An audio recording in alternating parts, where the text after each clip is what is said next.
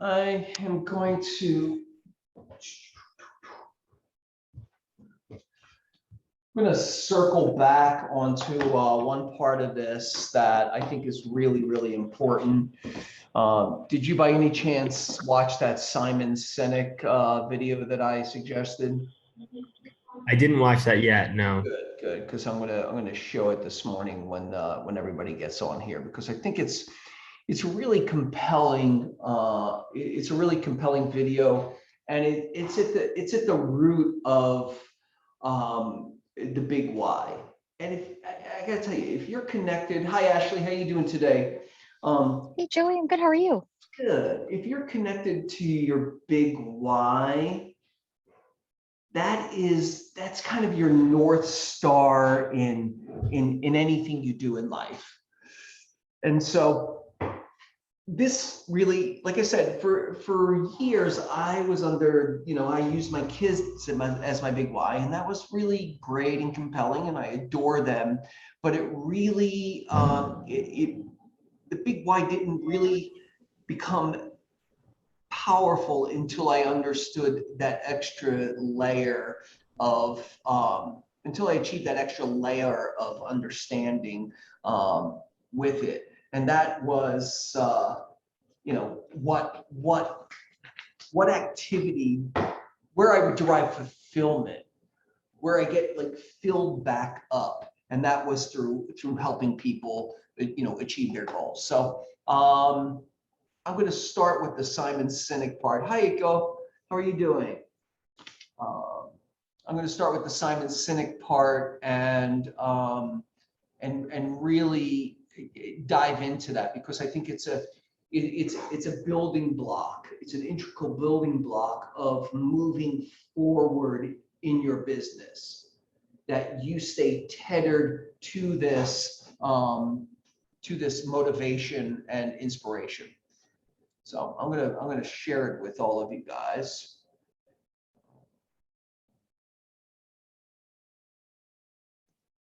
She's already recording. Share screen. Simon. And then we will we'll talk on the other side of this. It is about 17 minutes and 48 seconds, but I found it to be somewhat life-changing personally. That's how much I care about this particular 17 minutes of video. All right, you guys ready? Let's see, what time is it? 33. How about if we drag it for 2 more minutes? Any ahas from yesterday that sunk in overnight?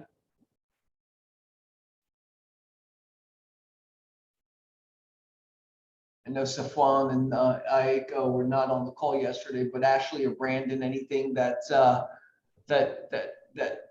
woke you up in a cold sweat in the middle of the night about the newness? Nothing like that, but not yet, my friend, not yet. I'm trying to get. I didn't have any nightmare yet. Oh, turn this up. What's the aha? What's aha means?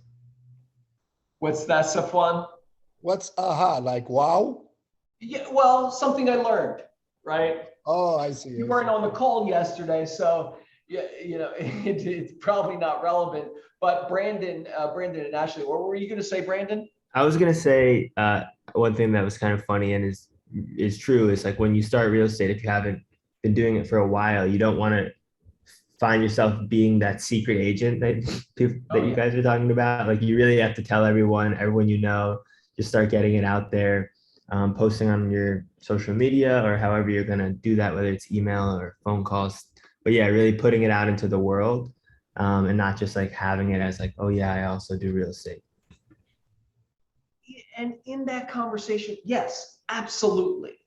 It's how you communicate that information to the people in your world, in your sphere, in your community is about you, though, right? Different people do it in different ways. and don't think you have to do it like the guy next to you. Just know that you have to do it, that you have to have this conversation, that you have to share your passion for your new business with people. How you do that and the words you use should be authentic to who you are, right? And so don't lose yourself in that conversation. Just be yourself, be your best self in that conversation. Does that make sense? All right, so we're going to look at the big why now, and we're going to and we'll talk about it on the other side. I just wanted to give, if anybody else was going to join in, I wanted to give them an opportunity to do so. So let's stretch this out. Let's start. I'm going to put, there you go. Boom. How do you explain when things don't go as we assume? Or better, how do you explain when others are able to achieve things that seem to defy all of the assumptions? For example, why is Apple so innovative? Year after year after year after year, they're more innovative than all their competition. And yet they're just a computer company. They're just like everyone else. They have the same access, the same talent, the same agencies, the same consultants, the same media. Then why is it that they seem to have something different? Why is it that Martin Luther King led the civil rights movement? He wasn't the only man who suffered in the pre-civil rights America, and he certainly wasn't the only great orator of the day. Why him? And why is it that the Wright brothers were able to figure out controlled powered manned flight when there were certainly other teams who were better qualified, better funded, and they didn't achieve powered manned flight? The Wright brothers beat them to it. There's something else at play here. About 3.5 years ago, I made a discovery. And this discovery profoundly changed my view on how I thought the world worked, and it even profoundly changed the way in which I operated it. As it turns out, there's a pattern. As it turns out, all the great and inspiring leaders and organizations in the world, whether it's Apple or Martin Luther King or the Wright brothers, they all think, act, and communicate the exact same way, and it's the complete opposite to everyone else. All I did was codify it. And it's probably the world's simplest idea. I call it the golden circle.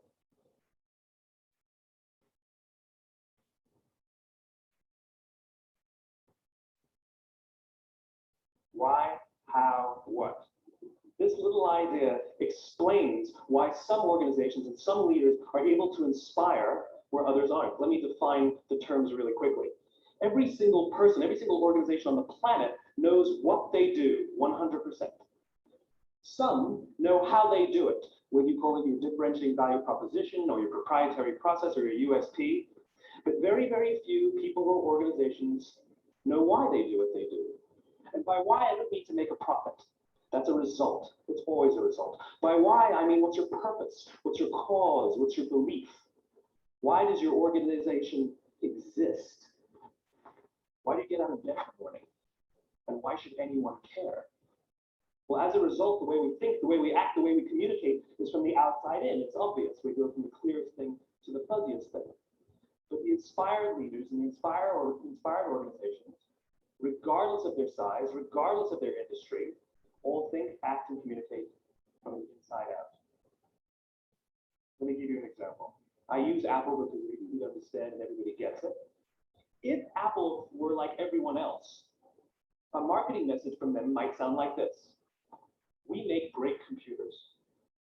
They're beautifully designed, simple to use, and user-friendly. Want to buy one? Meh.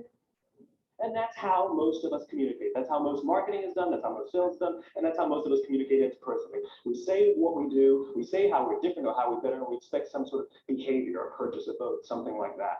Here's our new law firm. We have the best lawyers, the biggest clients. We have, we always perform for our clients, do business with us. Here's our new car. It gets great gas mileage. It has, leather seats. Buy our car. But it's uninspiring.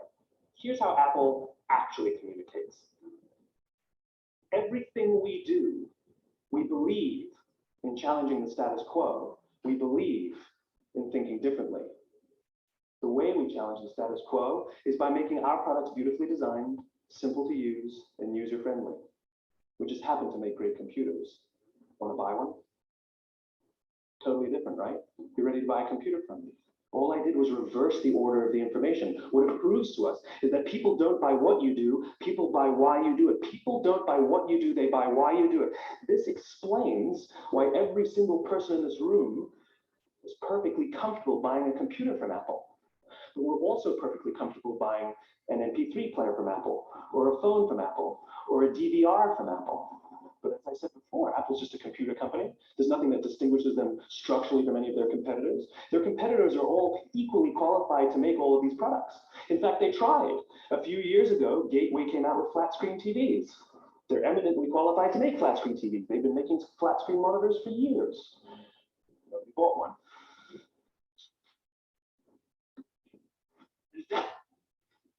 Dell came out with MP3 players and PDAs. And they make great quality products, and they can make perfectly well-designed products, and nobody bought one. In fact, talking about it now, we can't even imagine buying an MP3 player from Dell. Why would you buy an MP3 player from a computer company? But we do it every day. People don't buy what you do, they buy why you do it. The goal is not to do business with everybody who needs what you have. The goal is to do business with people who believe what you believe. Here's the best part. None of what I'm telling you is my opinion. It's all grounded in the tenets of biology, not psychology, biology. If you look at a cross-section of the human brain, looking from the top down, what you see is the human brain is actually broken into three major components that correlate perfectly with the golden circle. Our newest brain, our Homo sapien brain, our neocortex, corresponds with the what level. The neocortex is responsible for all of our rational and analytical thought and language.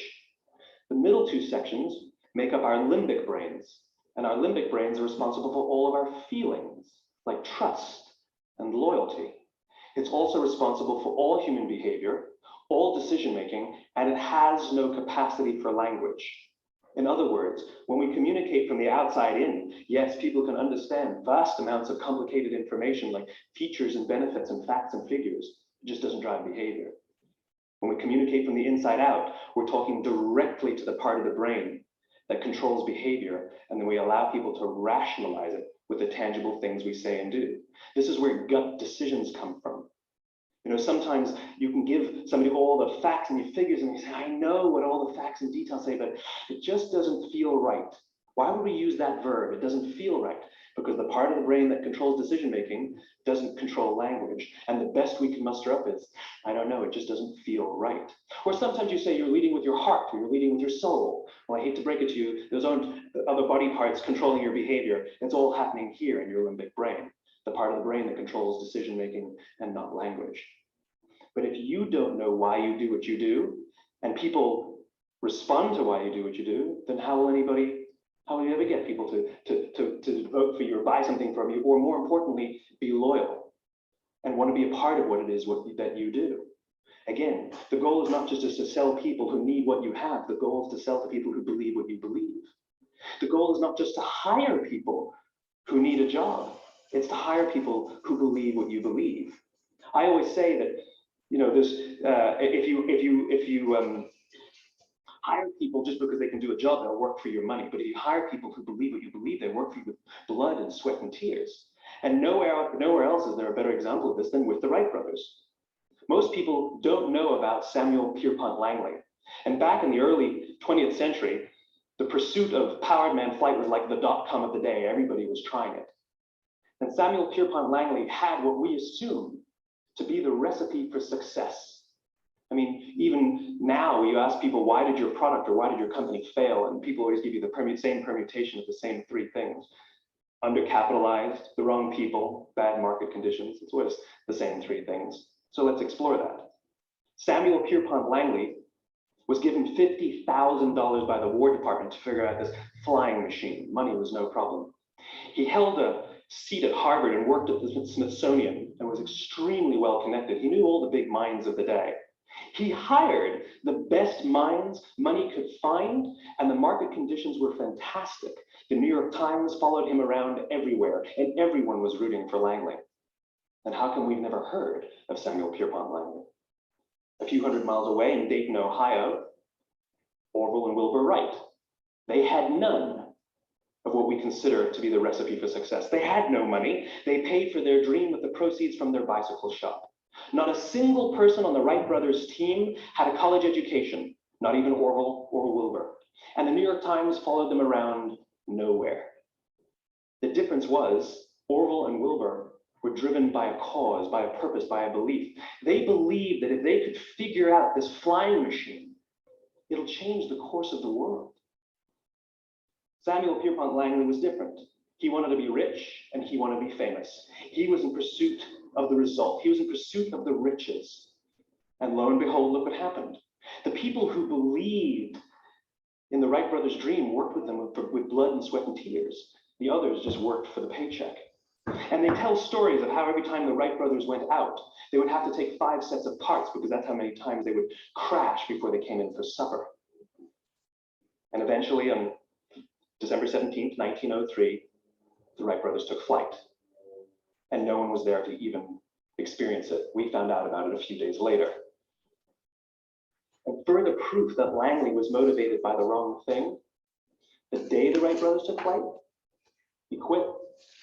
He could have said, that's an amazing discovery, guys. Now we'll improve upon your technology. But he didn't. He wasn't first. He didn't get rich. He didn't get famous. So he quit. People don't buy what you do, they buy why you do it. And if you talk about what you believe, you will attract those who believe what you believe. Well, why is it important to attract those who believe what you believe? Something called the law of diffusion of innovation. And if you don't know the law, you definitely know the terminology. The first 2.5% of our population are our innovators. The next 13.5% of our population are our early adopters. The next 34% are your early majority, your late majority, and your laggards. The only reason these people buy touch-tone phones is because you can't buy rotary phones anymore. We all sit at various places at various times on the scale, but what the law of diffusion of innovation tells us is that if you want mass market success or mass market acceptance of an idea, you cannot have it until you achieve this tipping point between 15 and 18% market penetration, and then the system tips.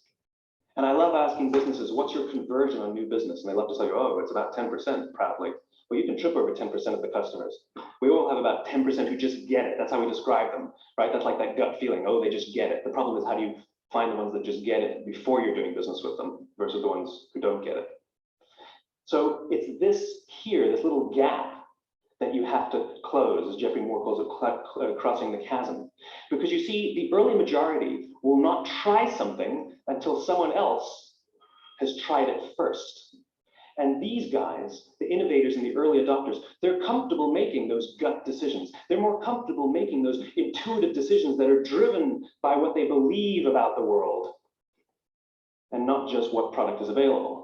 These are the people who stood online for 6 hours to buy an iPhone when they first came out, when you could have just walked into the store the next week and bought one off the shelf. These are the people who spent $40,000 on flat screen TVs when they first came out, even though the technology was substandard. And by the way, they didn't do it because the technology was so great. They did it for themselves. It's because they wanted to be first. People don't buy what you do, they buy why you do it. And what you do simply proves what you believe. In fact, people will do the things that prove what they believe. The reason that person bought the iPhone in the first 6 hours, or stood in line for 6 hours, was because of what they believed about the world and how they wanted everybody to see them. They were first. People don't buy what you do, they buy why you do it. So let me give you a famous example, a famous failure and a famous success of the law of diffusion of innovation. First, the famous failure. It's a commercial example. We said before a second ago, the recipe for success is money and the right people and the right marketing conditions, right? You should have success then. Look at TiVo. From the time TiVo came out about 8 or 9 years ago to this current day, they are the single highest quality product on the market. Hands down, there is no dispute. They were extremely well funded. Market conditions were fantastic. I mean, we use TiVo as a verb. I TiVo stuff on my piece of junk time order DDR all the time. But TiVo's a commercial failure. They've never made money. And when they went IPO, their stock was at about $30 or $40 and then plummeted, and it's never traded above 10. In fact, I don't think it's even traded above 6, except for a couple of little spikes. Because you see, when TiVo launched their product, they told us all what they had. They said, we have a product that pauses live TV, skips commercials, rewinds live TV, and memorizes your viewing habits without you even asking. And the cynical majority said, we don't believe you. We don't need it. We don't like it. You're scaring us. What if they had said, if you're the kind of person who likes to have total control over every aspect of your life, boy, do we have a product for you. It pauses live TV, skips commercials, memorizes your viewing habits, etc., etc. People don't buy what you do, they buy why you do it, and what you do simply serves as the proof of what you believe. Now let me give you a successful example of the law of diffusion of innovation. In the summer of 1963, 250,000 people showed up on the Mall in Washington to hear Dr. King speak. They sent out no invitations, and there was no website to check the date. How do you do that? Well, Dr. King wasn't the only man in America who was a great orator. He wasn't the only man in America who suffered in a pre-civil rights America. In fact, some of his ideas were bad, but he had a gift. He didn't go around telling people what needed to change in America. He went around and told people what he believed. I believe, I believe, I believe, he told people. And people who believed what he believed took his cause and they made it their own, and they told people. And some of those people created structures to get the word out to even more people. And lo and behold, 250,000 people showed up on the right day, on the right time to hear him speak. How many of them showed up for him? 0. They showed up for themselves. It's what they believed about America that got them to travel on a bus for 8 hours to stand in the sun in Washington in the middle of August. It's what they believed, and it wasn't about black versus white. 25% of the audience was white. Dr. King believed that there are 2 types of laws in this world, those that are made by a higher authority and those that are made by man. And not until all the laws that are made by man are consistent with the laws that are made by the higher authority will we live in a just world. It just so happens that the civil rights movement was the perfect thing to help him bring his cause to life. We followed him not for him, but for ourselves. And by the way, he gave the I have a dream speech, not the I have a plan speech. Listen to politicians now with their comprehensive 12-point plans. They're not inspiring anybody. Because there are leaders and there are those who lead. Leaders hold a position of power or authority, but those who lead inspire us. Whether they're individuals or organizations, we follow those who lead, not because we have to, but because we want to. We follow those who lead, not for them, but for ourselves. And it's those who start with why that have the ability to inspire those around them or find others who inspire them. Thank you very much. All right, guys. How do I get out of here? Stop share. Perfect. So feedback on that. What did you guys get out of that?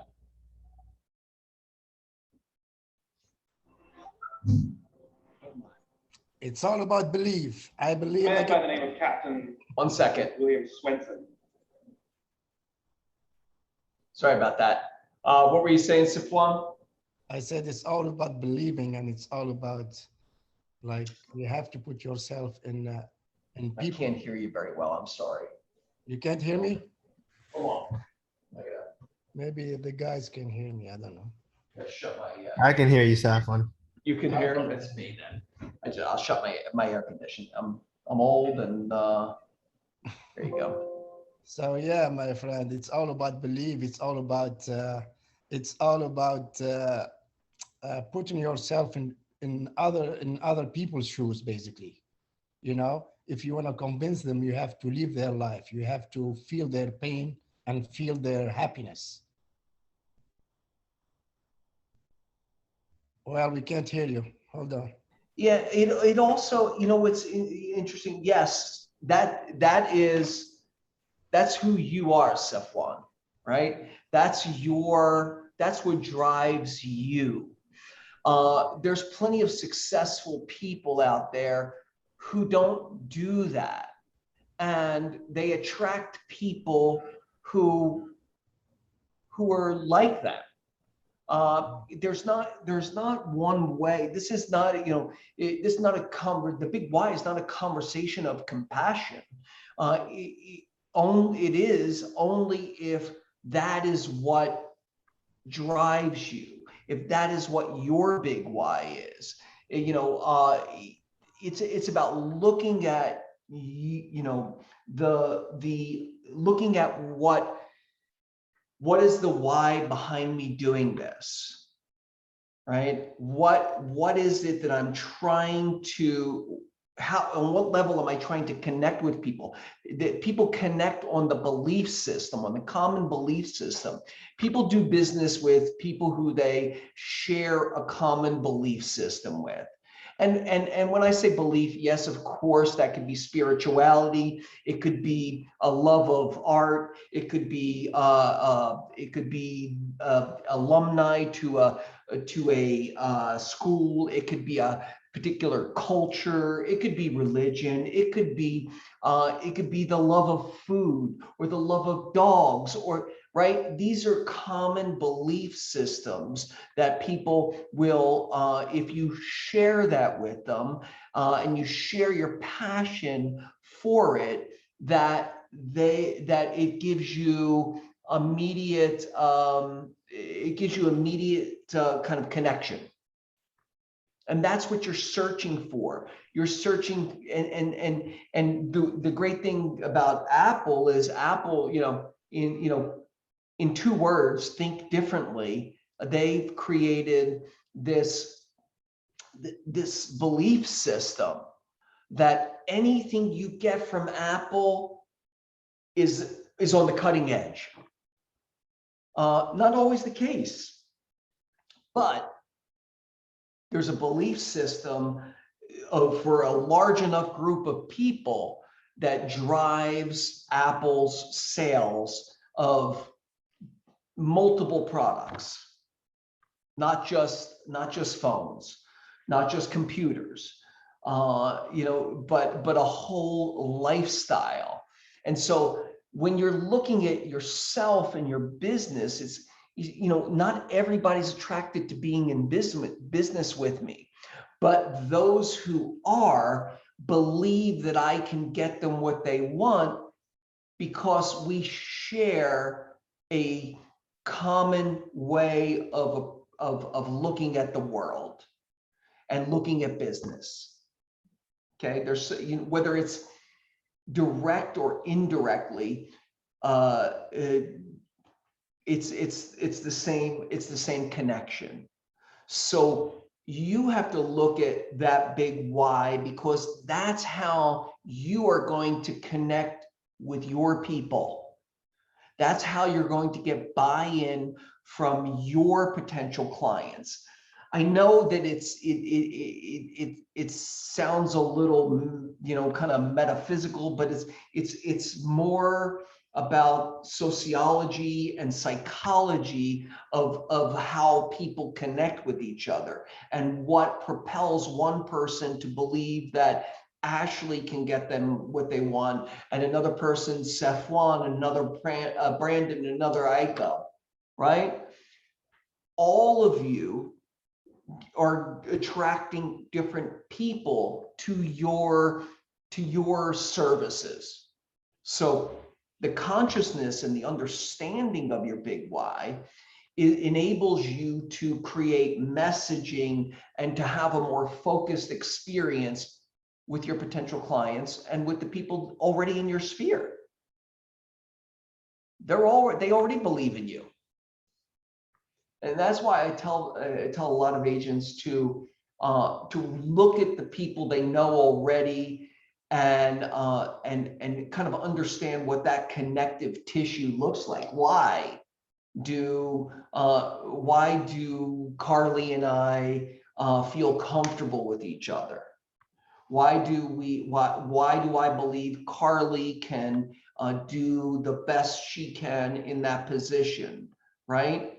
Some of it is through information, but some of it could be called intuition if you're not paying attention, right? If you're not synthesizing that information. And I push you all to think about it at that level because we want to attract more people like them. We want to grow that group. You know, it's easy to find 3 people with the same belief system, and then there's 10 people, and then there's 100 people. Now we're talking about 1,000 people who believe that I can get them what they want, right? That's really what we want to achieve. And then we want to systematically feed that relationship so that when they have the need, that they're thinking about us. What do you guys feedback on that, or any thoughts about that?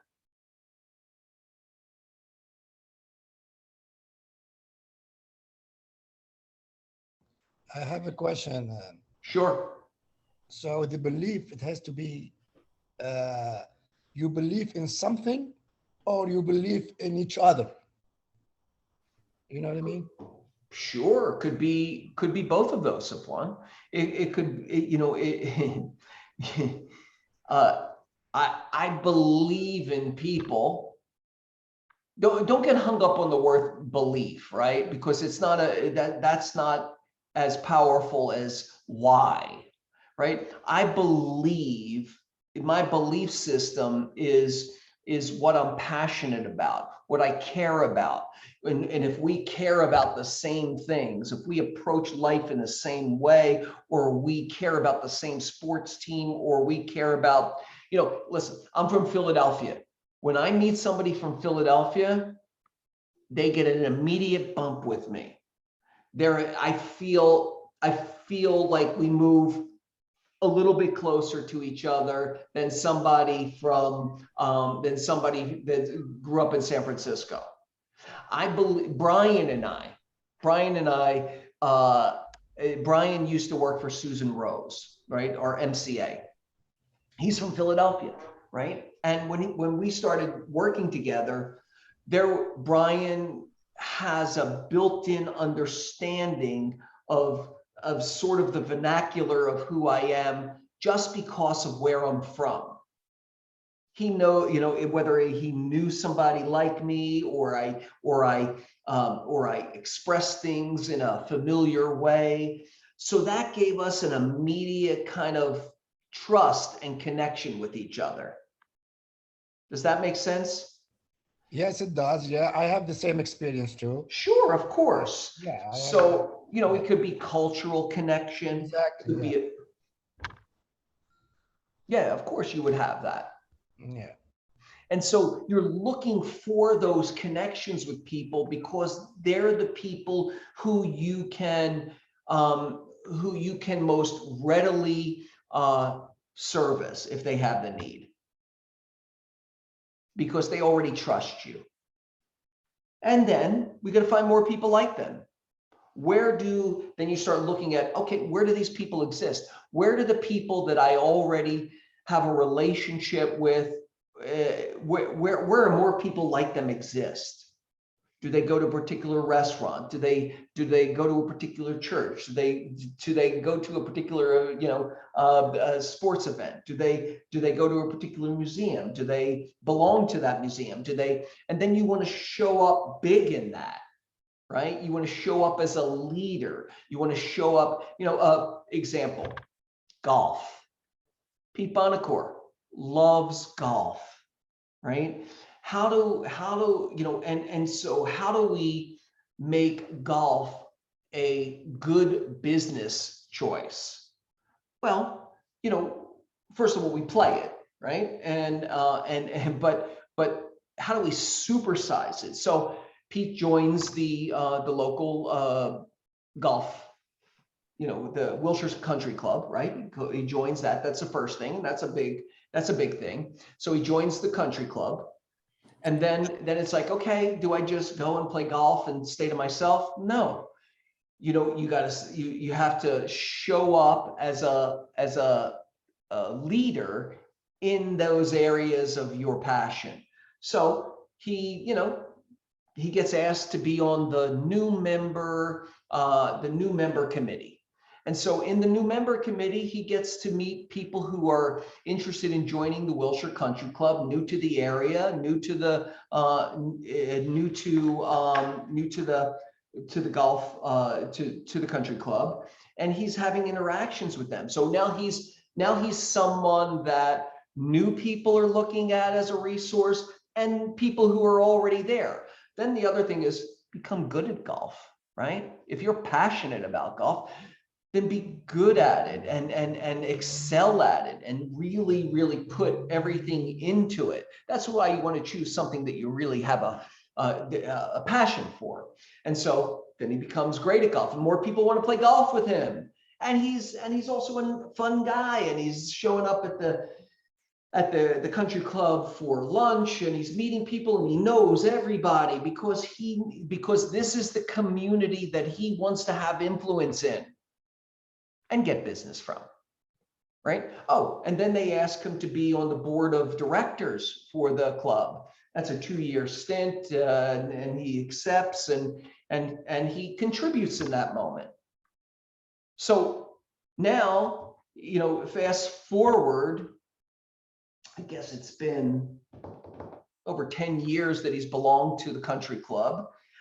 He gets a considerable amount of business from those relationships, but it's because of the work he put in, how he shows up, and how he continues to contribute to that community that he loves doing anyway.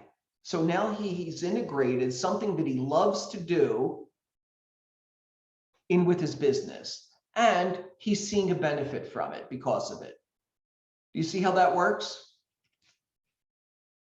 So understanding his big why and what motivates him, and if his big why in that moment is to service this area, become great at golf, play golf once a week, right? And to be of service to the people who have a shared belief system as him, then he's accomplished it, right?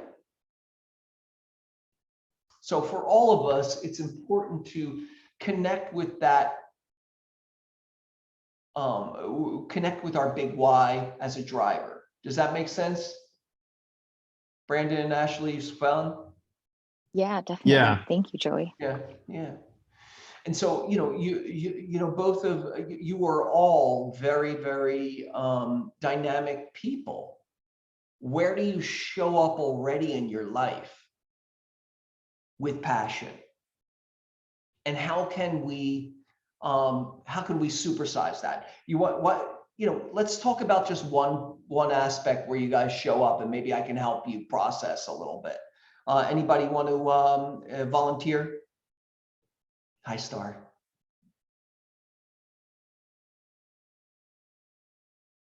All right, I'll force you. Each of you will try. We'll go through each of it. Brandon, what are you passionate about already in your life? What do you care about, and where do you spend time outside of business? Or Yeah, I would say I really enjoy basketball. Okay. And filmmaking. Okay, great. All right, let's take basketball, just because I think that's easy, right? So it's playing basketball, or is it like a sport, watching basketball kind of thing? Playing, watching, everything. Right. And so there's watching in a particular team that you're passionate about. Yeah, I like the Lakers, the Knicks. Right. So I know there are specific bars all over the city that cater to specific team affiliations, right? You know, Philadelphia is where I'm from, like I said. So I know there's a bar on the west side that at any point, you know, with any sports team, you can be you can show up there, and there are, you know, if a Philly team is playing, you can jump there, and there's going to be like 25 to 50 people or more engaged in some kind of antics around that game, right?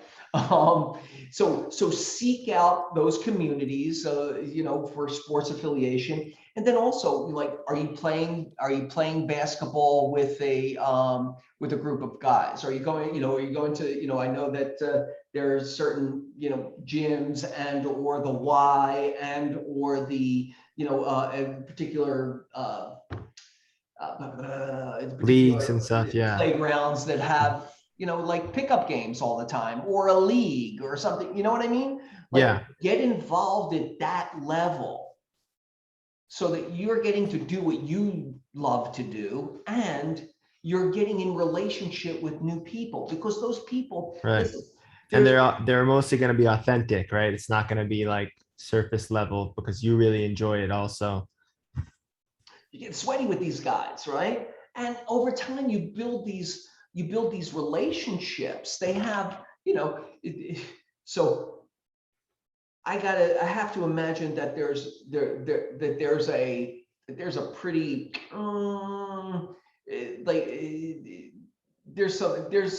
there has to be some really big hitter games going on around Los Angeles of people playing pickup basketball. I don't know where those games exist, but you know, there's actors and there's producers and there's industry people who just love to play basketball and are playing it at a you know, in a consistent way. You start developing relationships with those people, and if there's not, you need to create one. That's just one way of doing that, and sharing that piece as part of your social media narrative, as part of your brand, as part of your brand association, right? Share basketball. You know, try to share it in a different way. Combine filmmaking and basketball in you know, in a more interesting, you know, with a more interesting perspective for business, right? Even if it's like, Right. you know, before and after the game with a bunch of guys just having a little conversation. All right, how about you? Yeah, Ashley? that's good. That's a good idea. And combining all your passions too. Yeah, because you will do it more consistently if it's something you enjoy doing, 100%. right? Consistency is always hard, but if you don't like it. Yeah, it's very, very difficult. And I would argue that you will hone your skills in those conversations that'll make it easier for you to have business conversations outside that you know, sweet zone there, right? Sweet spot, or Yeah. because you're having it with people who you already have buy-in with, and that you already feel Relatability, right? comfortable with. Yeah. Yeah. So that's where you start. Ashley, how about you? Is there an area of your life that you're passionate about that could be built on? Yeah, for me, it's not so much basketball as it is tennis. I Uh-huh. love tennis. So that's something that I definitely feel like I haven't been tapping on as I should have. Like, there are a few places that I go play tennis, and then these people know that I'm a real estate agent. So I'm guilty of being a secret agent as well. Yeah, well, it's a new conversation for you, right? Mhm. I mean, but that could be easily remedied through, you Mhm. know, through a fashion choice or two, right? Exactly. You know what I mean? Just where, like, you know, Keller Williams, if you go on to I think it's the Red Store. No, maybe Keller Williams has, a lot of t-shirts and stuff, they're kind of cute, and you could, Yeah, you could wear. that's a and good idea. Too subtle, and just let the t-shirt do the talking Do for the you, talking. right? Exactly. But also get involved in a league. So I know that a couple of my friends play in a league down at Queen Anne. The courts at Queen. Are you familiar with that area? No, I haven't heard about that. So Queen Anne is it's below Hancock Park, below it's below Hancock Park, below Olympic. Okay. There's a Queen Anne's place is, I don't know what the rec center name is there. I'll think about it. But I know a couple of friends of ours played in a league down there. Very cool. I know that and so get in wherever or the Beverly Hills courts there on La Cienega and Olympic. Yeah. You just go there, and I'm sure there's a league there. Get involved. If you love it, Ashley, then supersize it. Exactly. Yeah, that's what I need to do. That's the point. Supersize that experience and be purposeful in it. Even if you're not like constantly having conversations about real estate, you're having conversations that are relationship. You're building relationships with people in areas of common interest. Exactly. Yeah. Yeah. And so it'll just be that much more natural. Yeah. And you'll play more tennis, and you'll get better. Which does not hurt. right. You'll get better, and more people will want to play with you. And it just raises the bar constantly.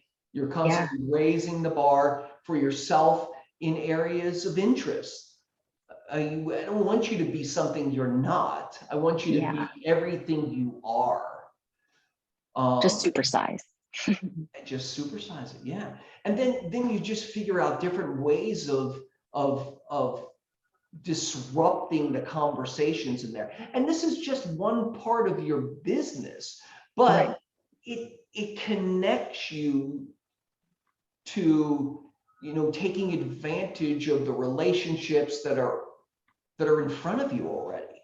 Yeah, definitely. Right? Without having to say, hey, by the way, do you need to buy or sell real estate? I mean, that's not my thing, but no, if it is, by all means, do it. Yeah. How about you, Safwan? Me, actually, I play tennis too. I play tennis and volleyball. Yes. Great. Yeah. So, I wanted to tell you about, there is this app, if you guys know about it. It's called Meetup. Meetup, yeah. Yeah, you can go and search anything you want, and then they give you all the pickup, all the games every day. You can. That's what I do. That's so cool. Yeah, Meetup, just download it, and there is like a tennis league on Riverside and Las Feliz. So cool. Thank you for sharing that's that. great, Safwan. Yeah, and there is a volleyball games on the beach, I guess. What is it called? Meetup? Meetup, yeah. Yeah. Yeah, the Meetup app is a great place to find people of like interest, and to to create community around shared interest. I think is really an important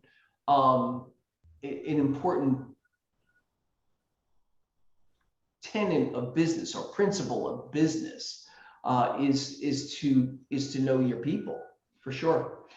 All right. All right, let's there's a couple other little functional pieces that I wanted to share with you guys, and that is to make sure that you know how to, and I think maybe Cameron's probably gone over this with you already, but I'm going to go over it again with you, because I want to make sure you know where to get resources.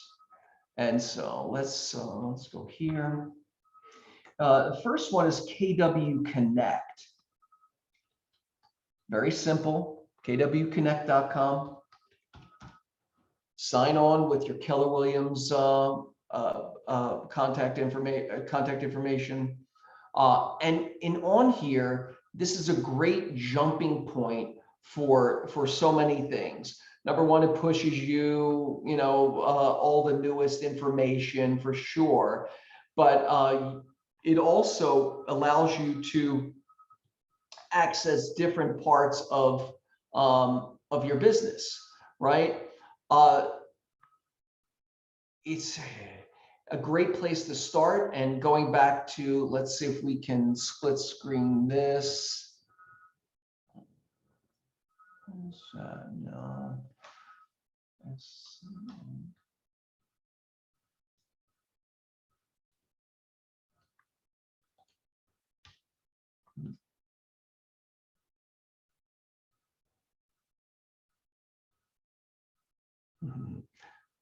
Okay. Actually, so there's a better way to get to this. So does everybody also know about the fabulous jump site? Oopsie.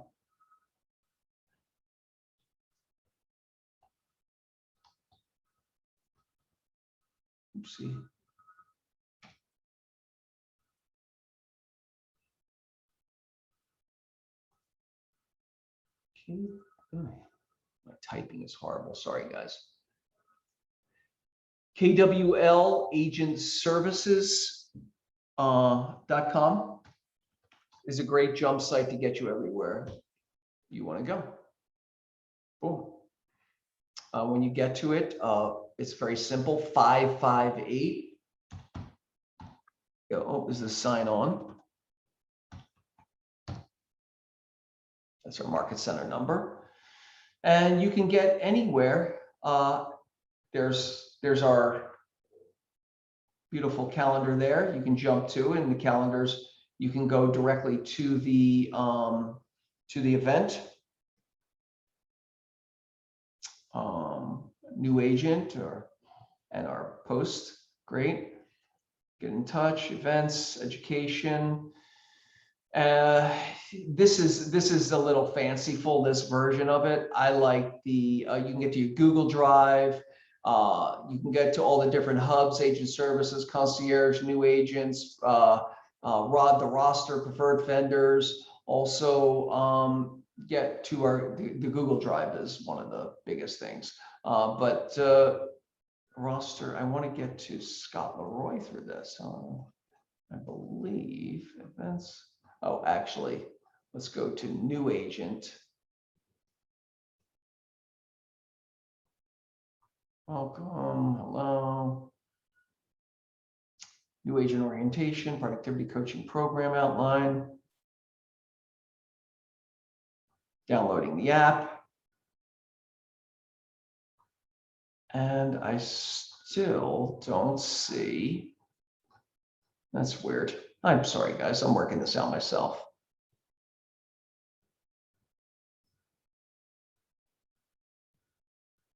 Huh.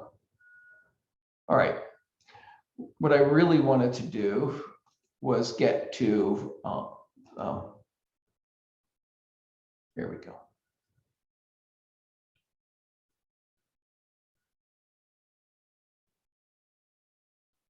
Scott Roy.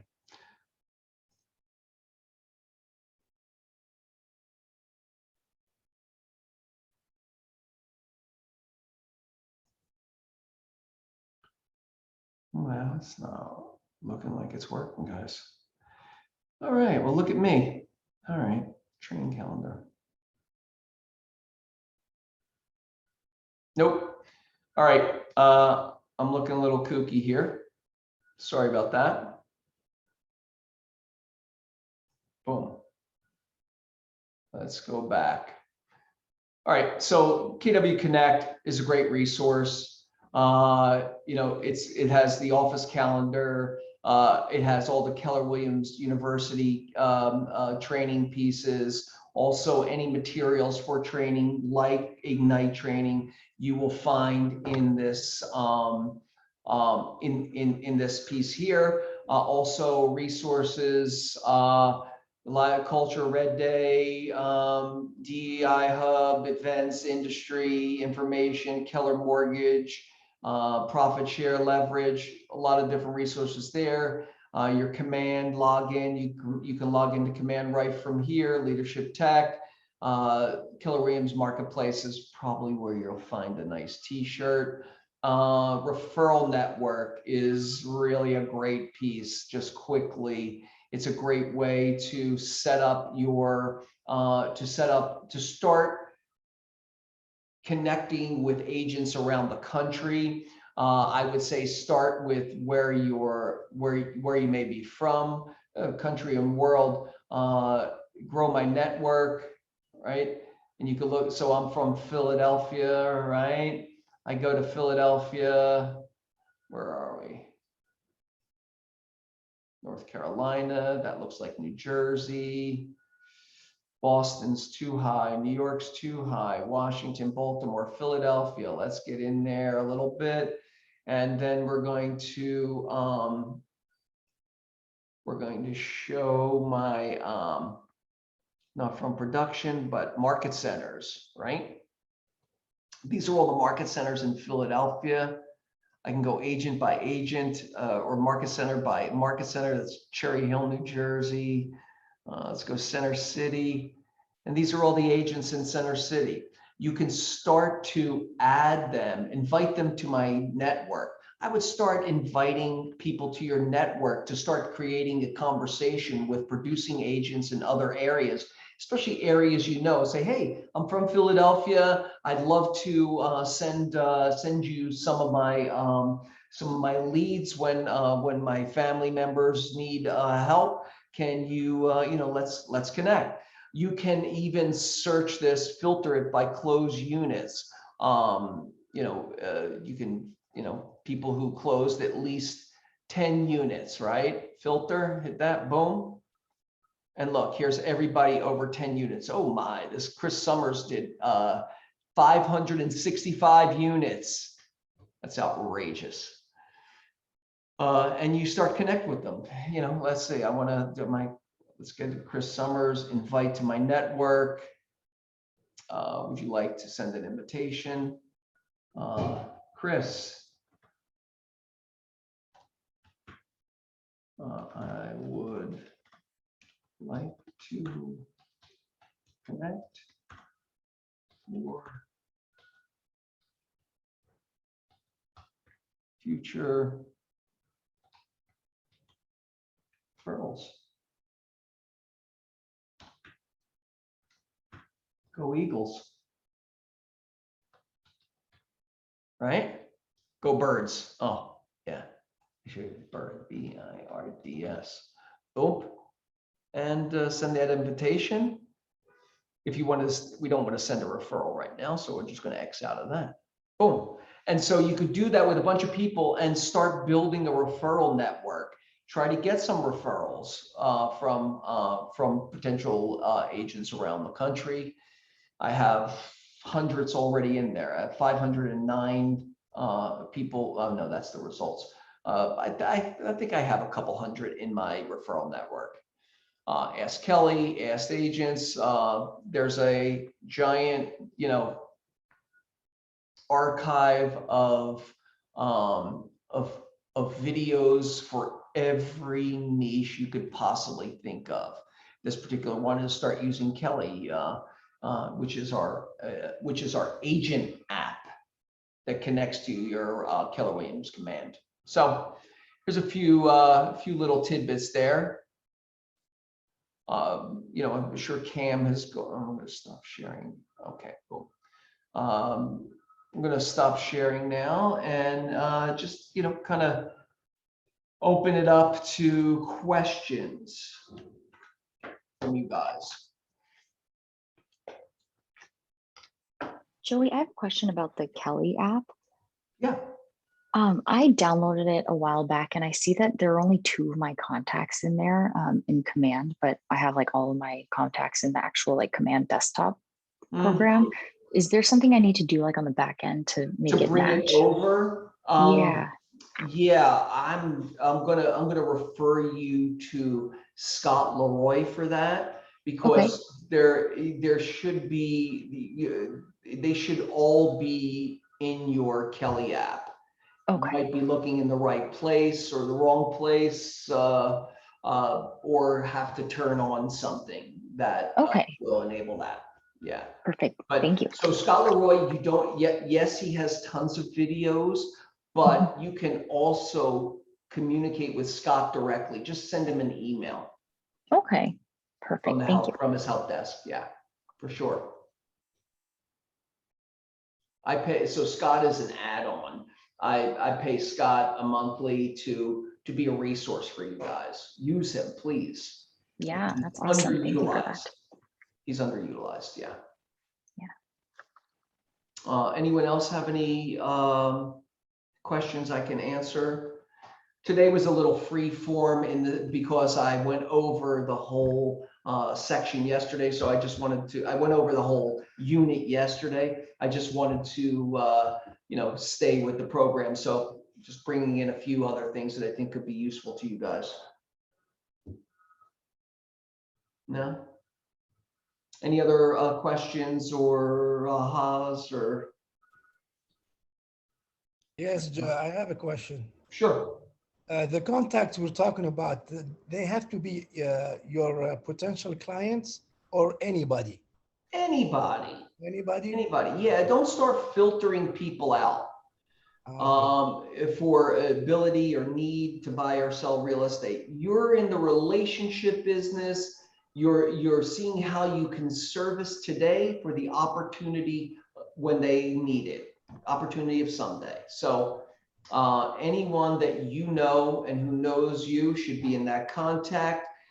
Anyone you want to know, but you have their information, you can also put in there and work towards moving them to that next level of relationship. Okay, so we can add all the contact like. Okay. Absolutely. Do not filter, especially in the beginning.